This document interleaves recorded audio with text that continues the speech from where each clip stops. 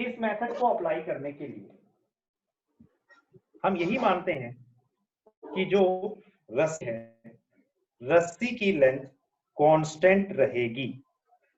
अब देखो ये जो मेथड अभी बताने जा रहा हूं, इसमें थोड़ा सा बच्चे भी कंफर्टेबल होते हैं। कैसे? मैं इसी में चेंजिंग कर देता हूं, ये तो आप लोगों ने लिख ही लिया है।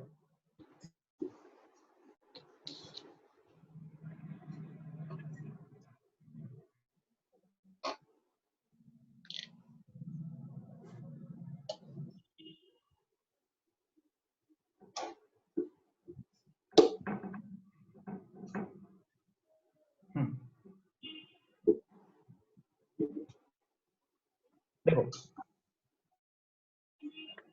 इस मेथड को अप्लाई करने से पहले आपको रेफरेंस मानने पड़ते हैं, अलग अलग रेफरेंस मानने पड़ते हैं।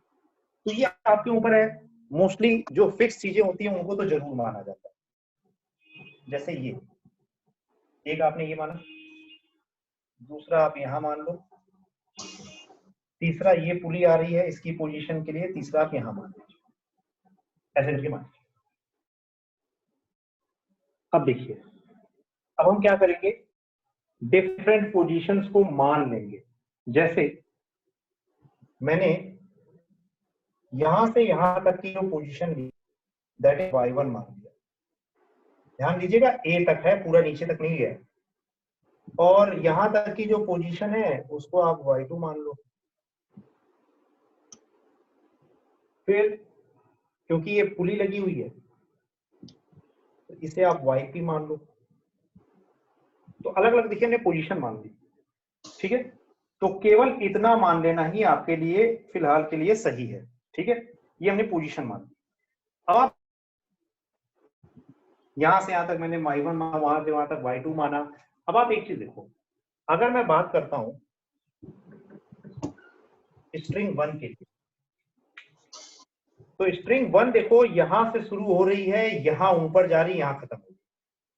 तो स्ट्रिंग 1 के लिए y1 प्लस yp, इसका जो छोटा सा पोर्शन इसके ऊपर है, मान लिया L0 इज इक्वल टू क्या है, टोटल लेंथ, यानी कि कांस्टेंट। टोटल लेंथ स्ट्रिंग की क्या रहती है, कांस्टेंट रहती है। इस पॉइंट को समझिए, हमने क्या किया कि स्ट्रिंग की टोटल लेंथ लिख दी। स्ट्रिंग की टोटल लेंथ क्या है, y1 plus yp plus L0 is equal to constant. अब अगर आप इसे एक बार डिफरेंशिएट कर दो, y1 अपॉन dt वो क्या आएगा, va plus dyp upon dt that is vp is equal to 0। तो मतलब va is equal to minus of vp। इसका मतलब ये है कि अगर a ऊपर जाएगा, अगर a ऊपर जाएगा तो पुली नीचे जाएगी और उतनी ही वेलोसिटी से नीचे जाएगी। वही जा रही बार बार। सेगमेंट मेथड ये तीसरा मेथड है, ठीक है। अब इधर आ जाइए, बाकी स्ट्रिंग 2 के लिए मान लेना कि यहां से यहां तक की जो डिस्टेंस है दैट इज y0। तो ये जो है ये कितना हो जाएगा, ये हो जाएगा जाकर के y0। स्ट्रिंग 1 में L0 क्या है, L0 बेटा ये ऊपर का जो कुछ पार्ट है ना वो है। सर इसको बाकी केसेस में नेग्लिजिबल ही मानते हैं ना वैसे। बिल्कुल मानते हैं, आप भी मानोगे तो बाद में आ ही जाएगा। ठीक है सर। अब देखो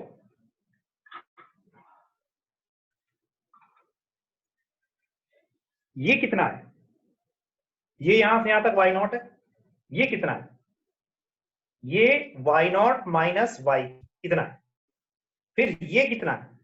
तो चलो स्ट्रिंग 2 के लिए लिखते हैं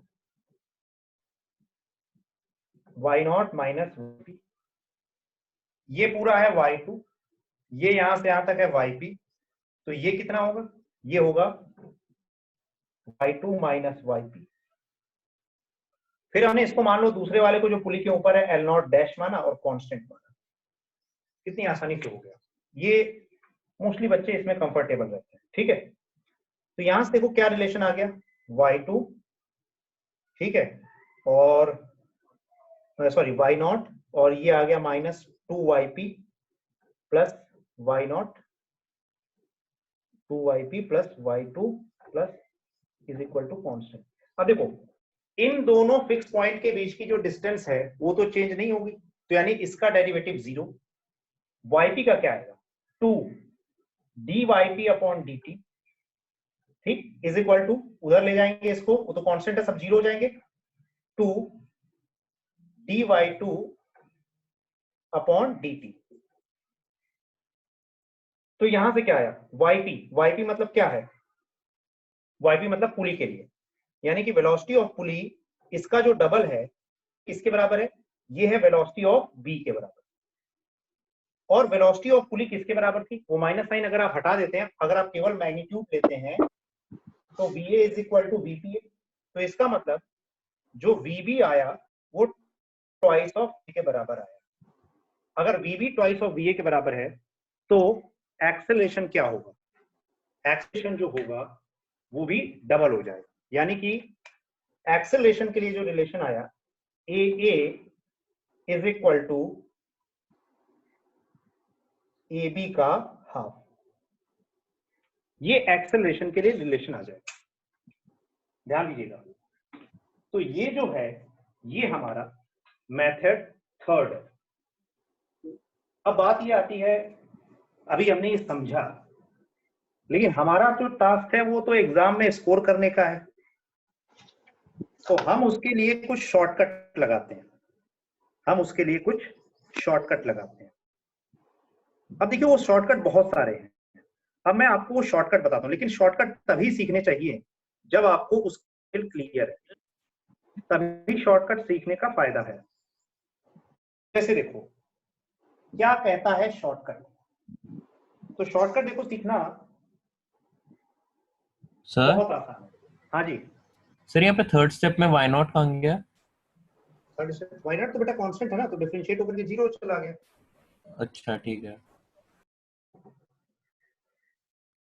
सर एल नॉट डैश क्या है? डैश यहाँ ये जो पुली के ऊपर छोटा सा है पोर्शन, अच्छा ठीक है। अब देखो लेकिन बेटा शॉर्टकट वही बच्चा मारेगा जिसको ये सब डिटेल समझ में आ गई, नहीं तो बाद में खुद ही फंस जाए। अभी देखो शॉर्टकट लगाना भी वैसे बहुत आसान है। शॉर्टकट हमारा जो है ना वो एवरेज मेथड पर बेस्ड है, एवरेज लेते हैं। जैसे फॉर एग्जांपल इधर क्या है कि ये जो पॉइंट है ये A था, ये B है। अब मान लो मैं कहता हूं ये एंड नीचे x से मूव कर रहा है, ये x भी मूव कर रहा है, और पुली जो है वो x भी नीचे मूव कर रही है। तो पुली के लिए हम लिखते हैं xp is equal to xa plus xb divided by 2।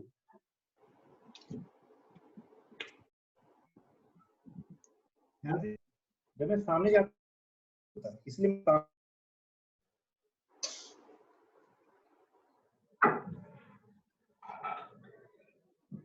xp is equal to xa plus xb divided by 2।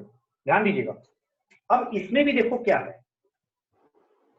कि अगर मान लो केस बना लूंगा, ये तो शॉर्ट है, अगर मान लो इसके बेसिस पर एक छोटा सा एक एग्जांपल लेता हूं कि मान लो कुछ ऐसा है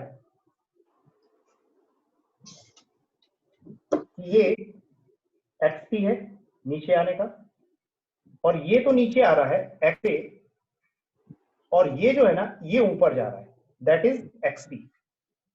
अब ऐसे केस में क्या लिखेंगे, ऐसे केस में जो हम xp को लिखते हैं that is xa minus xb divided by 2। इसी में एक तीसरी बात, तो ये तो आपका कॉन्सेप्ट है, ये शॉर्ट, इसे ध्यान रखने की जरूरत है। ये सर हमने ये पहला केस दिया, और अरे शॉर्टकट थोड़ा समझ नहीं आया सर ये केस 1 रिपीट कर देना एक बार। अच्छा देखो मान लो अभी जैसे मैंने कहा था ये x आ रहा है, ये x भी नीचे जा रहा है, इसकी पोजीशन में चेंज है। तो जो हमारा पुली होता है ना, पुली मान लो x भी नीचे आ रही है, तो ध्यान से देखिएगा कि जो पुली अगर x भी नीचे आ रही है तो पुली के जो आने का पोजीशन या डिस्टेंस या डिस्प्लेसमेंट अगर वो एक्सपी है तो ये एक्सपी हमेशा ही इन दोनों का एवरेज होता है। क्यों एवरेज होता है? क्योंकि स्ट्रिंग की हमारी लेंथ जो है वो कांस्टेंट रखनी होती है, यानी सर कि मतलब केस में अभी पुली फिक्स्ड है, उसको किसी एक्सटर्नल सिस्टम के अंदर रखा है, उसमें ऊपर नीचे है, ये ला रहे हैं, ऐसे हो अभी रहा आ है। रहा हूँ आ रहा हूँ आ रहा हूँ। पहले बताओ ये तुमको समझ में आया? ये हमने बताया कि पुली यहाँ नीचे जा रही है, सर ये समझ पुली में आ गई? मूवेबल है इसमें। सर हाँ फिक्स यहाँ पुली मूवेबल है। यहाँ देखो, अगर मान लो मैं कहता हूं, मैं इसका एक दूसरा केस अभी यहीं पे लिखने वाला था, अगर मान लो मैं आपसे ये कहता हूं कि पुली नीचे मूव नहीं करे, यानी पुली फिक्स है और जो इसके ए और बी हैं ये मान लो एक्स से नीचे आ रहा है और ये एक्स भी ऊपर आ रहा है, या मान लो मैं आपसे ये कहता हूं कि पुली मूव नहीं कर रही, कुछ ऐसा अरेंजमेंट है कि ये एक्स से नीचे आ रहा है और मान लो ये एक्स भी नीचे आ रहा है, तो आप क्या करेंगे? अगर पुली मूव नहीं कर रही है तो इसका मतलब है कि एक्सपी क्या हो, उस केस में आप लिखते 0 इज इक्वल टू एक्स